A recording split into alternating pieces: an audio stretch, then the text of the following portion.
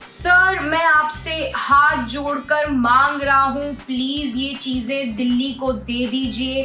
दिल्ली को इनकी सख्त जरूरत है। ये दिल्ली के लिए है और आप दिल्ली के लिए मदद जरूर करें। मैं आपको ये विनती कर रहा हूँ, प्लीज कर दीजिए। मित्रों, दिल्ली मेरे दिल में है, मेरी जान में है, सब करता हूँ मैं दिल्ली के लिए। दिल्ली मेरी देश की राजधानी है। मुख्यमंत्री पता नहीं क्यों मुझसे इतनी नफरत करते हैं। सब तो दिया है दिल्ली को, अब तो वैक्सीन भी पूरे देश में फ्री कर दी है। पता नहीं बच्चे की जान लेंगे लगता है। Delhi versus centre. याद है कॉलेज में हमेशा दो टॉपर होते थे जो एक दूसरे से लड़ते रहते थे। फिर टीचर प्रोजेक्ट के टाइम पर उन्हें एक ही ग्रुप में डाल देती थी ताकि उन्हें इकट्ठे काम करना पड़े। तो समझिए इस केस में ये दो टॉपर हैं, दिल्ली सरकार और केंद्रीय सरकार, जो एक दूसरे से लड़े जा रहे हैं और बीच में जो प्रोजेक्ट है हमारी देश की राजधानी दिल्ली, वो सफर कर रही है। हाँ हेलो बड़ी टोकरी, मेरा ऑर्डर लिखिए। 1 किलो आलू, 2 बैंगन, थोड़ी अर्बन क्लास प्रिविलेज और थोड़ी सोशल डिस्टेंसिंग क्योंकि महामारी अभी तक खत्म नहीं हुई, और 2 आम। क्या अल्फोंसो नहीं है? चलो कोई नहीं, सफेदा ही भिजवा दो। ओके।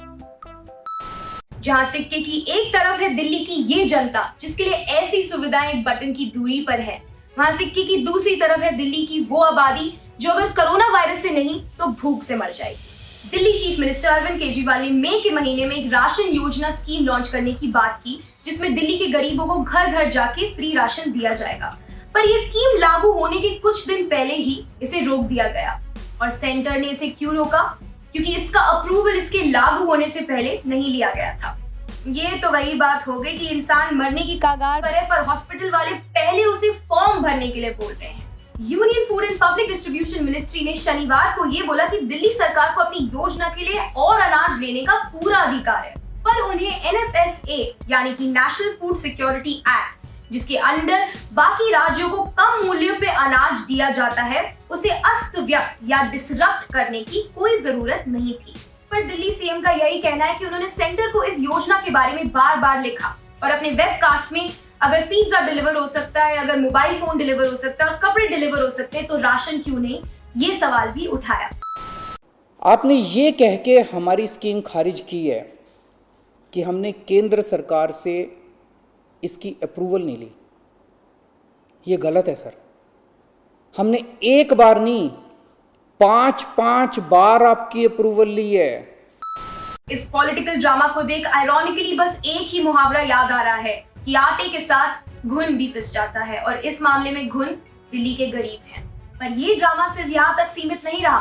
बीजेपी के प्रवक्ता संबित पात्रा ने मुख्यमंत्री केजरीवाल की ये राशन की स्कीम को स्कैम बोला।